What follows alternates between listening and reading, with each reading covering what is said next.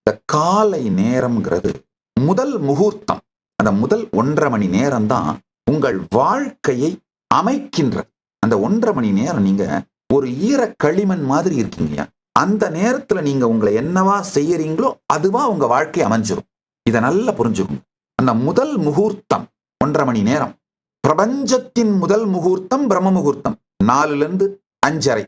சில ஊர்கள்ல அந்த சூரிய உதயம் 6 மணி அப்படின்னா 4:30ல இருந்து 6. சூரிய உதயத்துக்கு முன்னாடி இருக்கிற 1.5 மணி நேரம் தான் பிரபஞ்சத்தின் முதல் முகூர்த்தம், பிரம்ம முகூர்த்தம். உங்களுடைய முதல் முகூர்த்தமும் பிரபஞ்சத்தின் முதல் முகூர்த்தமும் ஒன்னா இருப்பது மிகவும் சிறப்பு, உத்தமோத்தமம். சில பேருக்கு உங்களுடைய முதல் முகூர்த்தம் 6-7:30 இருக்கலாம். சில பேருக்கு உங்களுடைய முதல் முகூர்த்தம் 7:30-9 இருக்கலாம். சில பேருக்கு உங்களுடைய முதல் முகூர்த்தம் 9-10 கூட இருக்கலாம்.